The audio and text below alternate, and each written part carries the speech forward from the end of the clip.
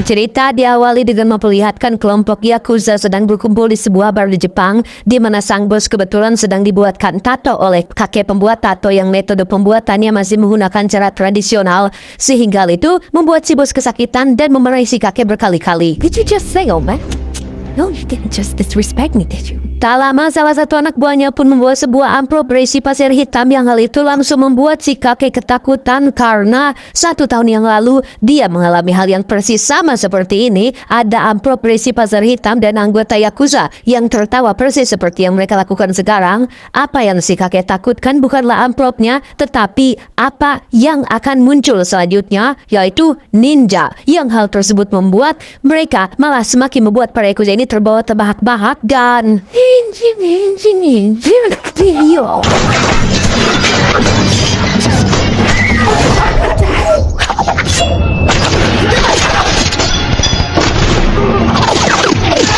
Ya, semua yang dikatakan si kakek pun menjadi kenyataan ketika sosok ninja yang bersembunyi di kegelapan dengan begitu sadis membantai semua anggota Yakuza termasuk si bos. Sehingga di saat bersamaan si kakek merasa sangat kagum sekaligus takut karena mitos tentang keberadaan ninja kecuali Naruto adalah nyata dan bukan hanya dongeng semata.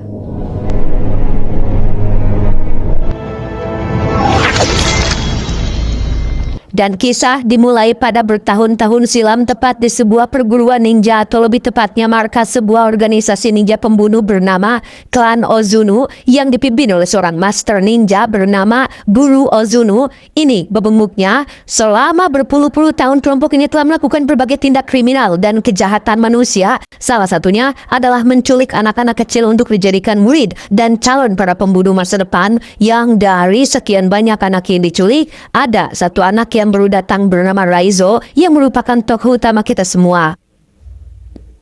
Saat makan malam sedang berlangsung, Master pun menunjukkan salah satu kelebihan dari hasil latihan di klan ini, yaitu teknik menyembuhkan diri atau semacam healing factory yang dapat membuat penggunanya bisa memulihkan luka dalam waktu yang sangat singkat.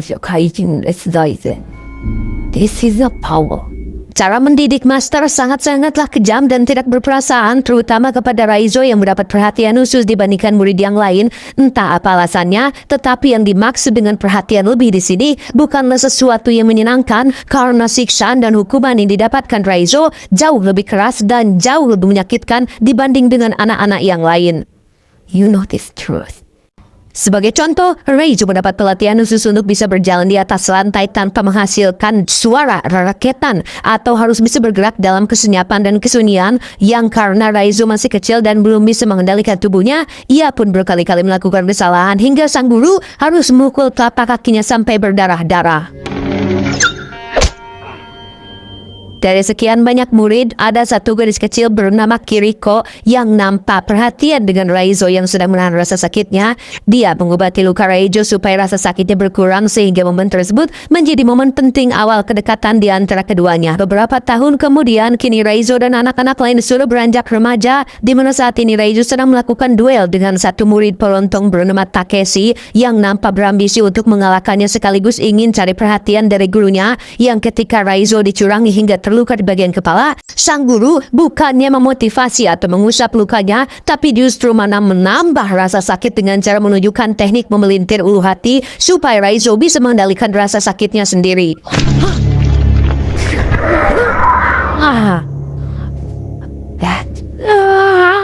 Here is the test, Raizo. Very good, Raizo. Tahun berikutnya, Raizo kembali menjadi satu-satunya murid yang mendapat pelatihan khusus, yaitu mempertajam panca indera dengan cara menutup matanya selama 1 tahun penuh, sehingga dari sekian banyak murid, hanya Raizo lah yang berhasil mencapai tingkatan tertentu dalam dunia ninja, yang hal itu dibuktikan ketika dia berhasil mengalahkan si Takeshi dengan mata tertutup. Giliran Kiriko yang bertarung, dia dapat dengan mudah mengalahkan lawannya. Namun sang guru punya perintah lain yang cukup berat yang mengharuskan Kiriko melukai lawannya dengan sangat parah. Yang karena Kiriko menolak perintahnya, maka dia mendapat sanksi langsung dari sang guru berupa satu tebasan yang melukai wajahnya.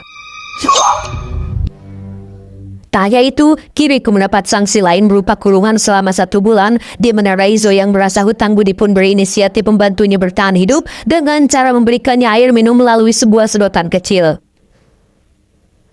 Beberapa waktu berlalu, Kiriko yang sudah tidak tahan pun nekat kabur sendirian, di mana Raizo yang memergoki hal itu pun sempat melarangnya. Karena jika dia melakukannya maka hukumannya akan sangat-sangat berat, yaitu kematian. Namun Kiriko tetap yakin dengan keputusannya karena setiap manusia berhak mendapatkan kehidupan dan punya hak untuk menunjukkan atau menentukan jalan ninjanya masing-masing.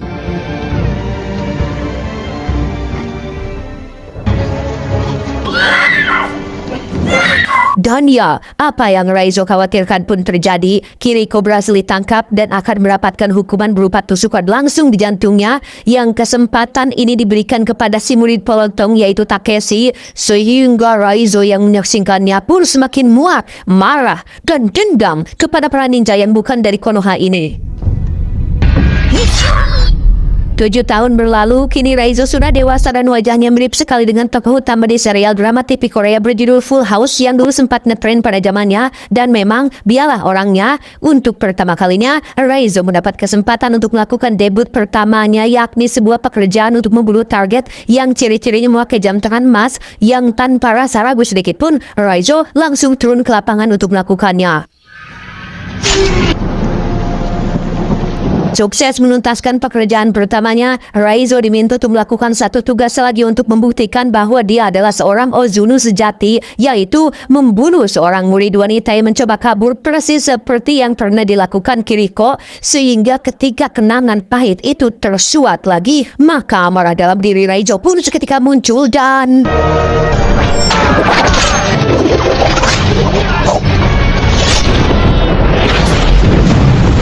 Entah bagaimana kronologi detail setelah kejadian itu, intinya si guru menganggap Raizo sudah berkhianat dan meninggalkan sedikit cindera mata berupa luka di wajah yang membuat satu mata si guru pecah. Mamam sialebok. Dan kisah baru akan benar-benar dimulai ketika Raizo memulai hidup barunya dengan identitas yang baru. Dan inilah Chibi Maruko-chan. Loh, dan inilah Ninja Assassin. Beralih ke Berlin, kita akan diperkenalkan pada seorang agen Europol bernama Mika, tidak pakai tembayong, yang sedang memberikan laporan tentang penemuan aliran dana pemerintah yang dipercaya digunakan untuk membiayai sebuah organisasi pembunuh asal Asia yang tiada lain adalah klan Ozuno, di mana Ryan, rekannya yang selalu husnuzon kepada pemerintah, pun kurang percaya dengan informasi tersebut karena sangat mustahil pemerintah memakai dana rakyat untuk sesuatu yang tidak penting, seperti contohnya anggaran biaya tirai gorden 48,7 miliar atau sesuatu yang bersifat kepentingan pribadi atau masuk ke dalam kantong sendiri. Tidak mungkin para pejabat melakukannya. Hal itu sangat-sangat mustahil untuk terjadi. Iya kan? In Bengal, Russian Prime Minister Zhukov. The day before the assassin, 2 hari kemudian, Ryan nyatanya peduli dengan penyelidikan Mia dan bahkan sudah mendapatkan beberapa informasi mengenai kasus ini, di mana 2 tahun yang lalu juga ada seorang agen intelijen asal Rusia yang sudah lebih dulu menyelidiki kasus ini, bahwa memang benar beberapa oknum pemerintahan dari beberapa negara diketahui sering memakai jasa dari klan Ozuno untuk menyelesaikan suatu permasalahan seperti menghabisi saingan politik, melukai pejabat jujur dengan cara disiram air keras di waktu subuh, dan lain-lain, sehingga apabila Mia ingin melanjutkan penyelidikan ini, dia bisa pergi ke Rusia untuk menemui istri dari si agen yang tewas 2 tahun yang lalu. Mika cooperating with Europol. Tanpa buang waktu, Mika langsung menemui istri dari mendiang si agen, di mana sang istri menjelaskan bahwa 1 tahun setelah suaminya melakukan penyelidikan terhadap kasus ini, ia menjadi seseorang yang berangan alias parnoan. Saking parnonya, dia sampai memasang banyak sekali lampu sorot dan kamera CCTV, seolah takut dengan sesuatu yang ada di balik kegelapan. Dan benar saja, pada malam kematiannya, semua lampu tiba-tiba padam, namun kamera CCTV masih aktif dan berhasil merekam sedikit dari apa yang terjadi pada malam itu. Saat Mika periksa, ternyata ada wajah Raizo yang sedang bertarung dengan sesuatu yang tidak tertangkap kamera. Entah dia pelakunya atau sedang bertarung dengan si pelaku, namun Mika percaya bahwa Raizo adalah kunci untuk mengungkap kasus ini. Aku mah masih pemula. Ajarin dong, Bu, sepuh. sepuh, ajarin dong, masih pemula. Kembali ke Raizo dengan kehidupan barunya di kota. Dia kebetulan sedang berada di tempat cuci pakaian tepat saat ada seorang wanita Jepang meminta pertolongannya. Yang berkat latihan selama bertahun-tahun, Raizo memiliki insting yang sangat-sangat tajam hingga dapat menyadari jika wanita yang ada di depannya saat ini adalah seorang ninja yang diutus untuk membunuhnya sehingga Raizo sendiri tinggal di sebuah apartemen biasa. Setiap kali dia pulang dari luar, Raizo pasti selalu memeriksa barang-barang pribadinya untuk memastikan tidak ada orang yang masuk ke tempat tinggalnya. Dan saatnya jadwal latihan, Raizo sesekali teringat dengan perkataan sang guru mengenai cara hidup seorang ninja bahwa rasa sakit adalah kelemahan dan satu-satunya cara untuk mengatasinya adalah mengendalikan rasa sakit itu sendiri.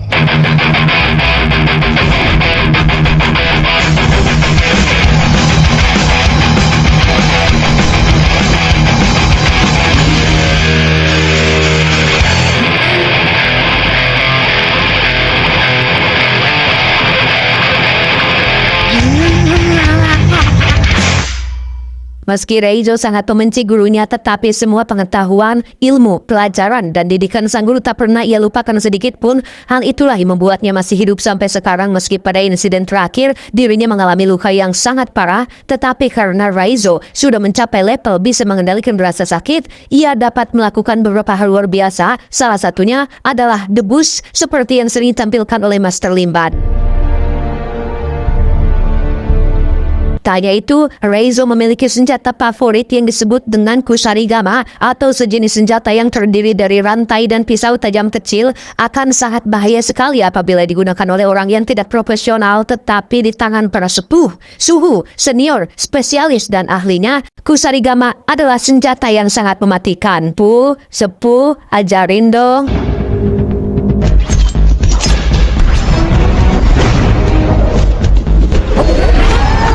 Raizo sebenarnya punya banyak kesempatan untuk pergi sejauh mungkin atau bersembunyi di tempat aman yang terpencil dibandingkan berada di kota dan tempat terbuka seperti ini. Tetapi bayangan akan rasa sakit hati, kehilangan Kiriko masih membekas di ingatannya. Setelah diculik dari keluarganya, hanya Kiriko lah harapan Raizo untuk memiliki seseorang yang tulus peduli terhadapnya. Tetapi sang guru malah membunuhnya begitu saja sehingga sekarang, saat ini, tujuan Raizo adalah untuk membalas dendam kepada si guru dan klannya dengan cara bekerja sama dengan Mika yang kebetulan sedang menyelidiki tentang klan Ozuno.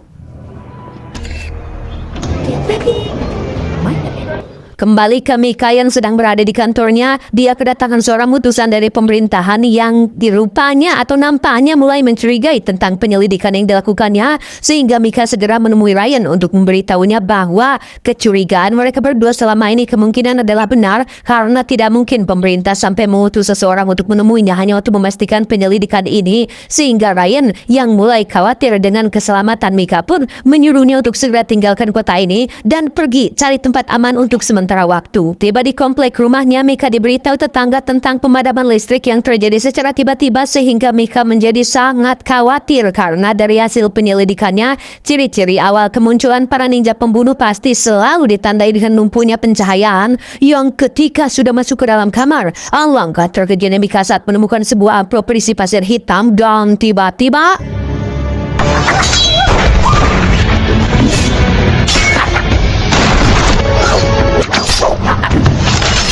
sungguh tak diduga, Raizo sudah ada di sana selama berjam-jam hanya untuk melindungi dan menemui Mika secara langsung. Yang tujuan daripada dia ke sini adalah tentu saja untuk membantu Mika menemukan klan Ozuno sekaligus membalas dendam kepada si guru.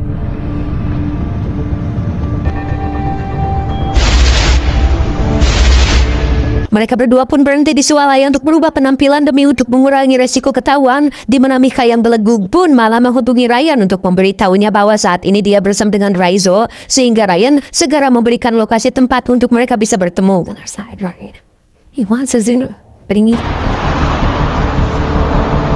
Tiba di lokasi pertemuan, Raizo yang memiliki insting kuat pun bisa langsung menyadari niat Ryan yang ingin menangkapnya dan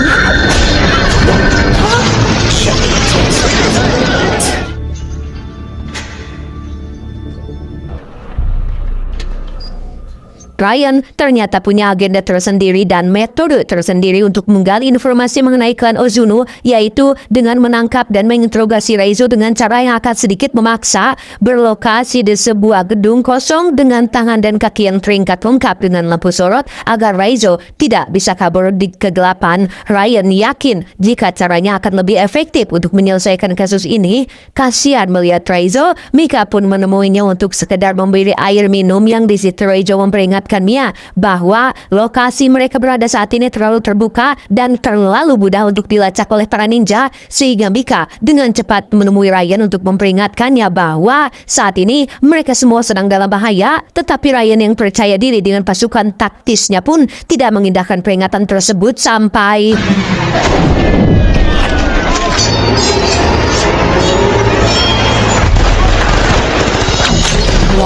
ketika para ninja sedang sibuk membantai pasukan taktis, Mika sendiri terlihat sedang melepaskan ikatan Raizo tepat saat satu ninja sudah keburu masuk ke dalam sana dan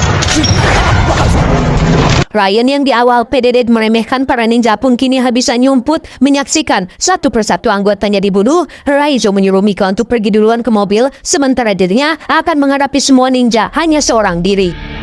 Little brother.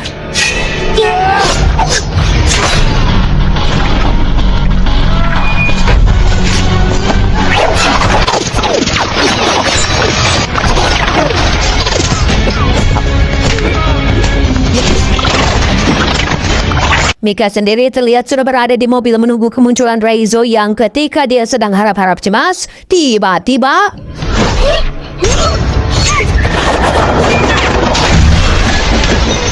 kembali ke Raizo yang masih bertarung di dalam gedung, yang meski dia punya kemampuan di atas rata-rata, tetapi jika dipraktek terus-menerus, lama-lama kelelahan juga, sehingga Raizo memilih tempat lain yang lebih terbuka untuk melanjutkan pertarungan ini.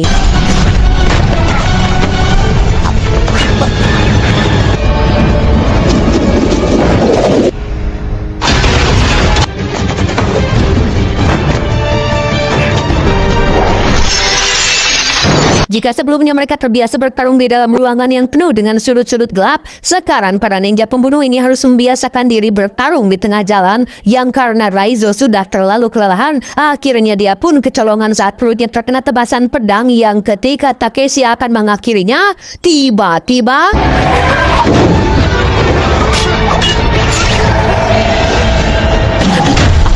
Get it! Ryan berhasil selamat dengan hanya menyisakan sedikit dari anak buahnya, sementara Mika membawa Raizo yang terluka ke kamar hotel, yang di situ Mika dan Ryan sepakat untuk akan sengaja membiarkan Raizo ditangkap oleh para ninja, tapi tentu saja ada rencana di balik itu, yakni memasukkan alat pelacak ke dalam tubuh Raizo supaya mereka bisa mengetahui di mana markas klan Ozuno berada.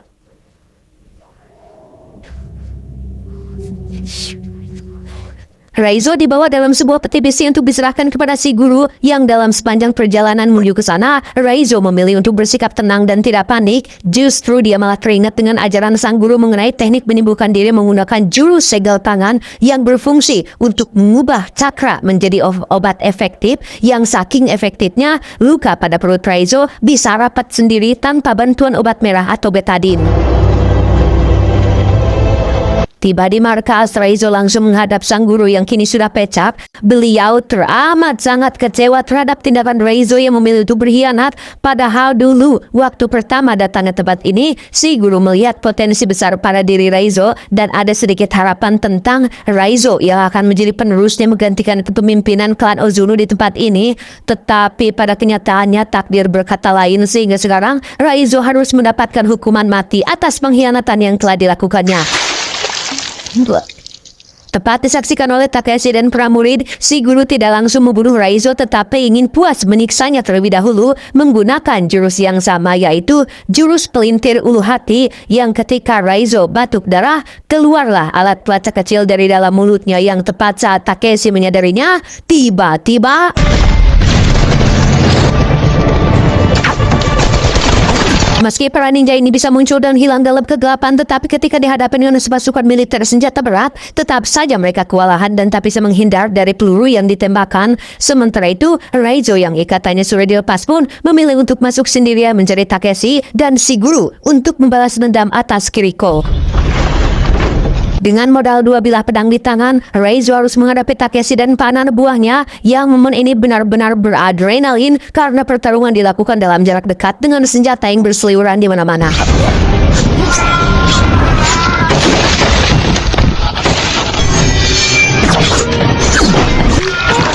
Selesai menghabisi para kroco, kini Reizo harus menghadapi Takeshi menggunakan cara licik, yaitu memakai jurus bacotan dengan mengingatkan kembali akan rasa sakit Reizo ketika melihat Kiriko mati dibunuh. Takeshi sudah salah besar mengingatkan momen tersebut karena justru malah memancing amarah dan kebrutalan Reizo yang malah balik membuat Takeshi menjadi ketar-ketir dibuatnya.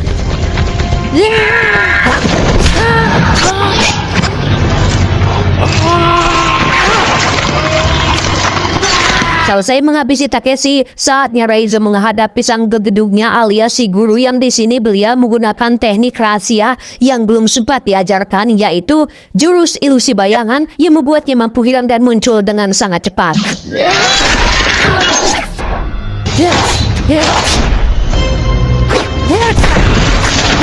Reizo diserang secara bertubi-tubi berdarah-darah, benar-benar dihajar habis-habisan oleh si guru yang bergerak sangat terlalu cepat, yang meski Reizo sudah berusaha maksimal, dia tidak punya peluang untuk menang melawan jurus tingkat tinggi yang dimiliki oleh gurunya. Tepat saat Reizo akan dibunuh, muncullah Mika yang berhasil menyelamatkannya, namun sungguh sangat disayangkan, si guru tiba-tiba muncul dari belakang dan menusuk dada kiri Mika yang membuatnya langsung terjatuh dan... Untuk kedua kalinya, Reizo harus melihat orang baik dibunuh oleh tangan biadab gurunya, yang pada titik ini Reizo benar-benar sudah tidak tahan dengan gurunya. Amarah yang ada pada dirinya memancing cakra dalam tubuhnya keluar sehingga tanpa sadar Reizo bisa meniru sebuah jurus tanpa dia harus mempelajarinya terlebih dahulu. Dan ya, kini saatnya si guru ketar-ketir melihat anak didiknya lebih jago, lebih cepat, lebih luar biasa menguasai jurus rahasianya, sehingga jangan salahkan Pak Harun Masiku apabila si guru harus tewas saat itu juga.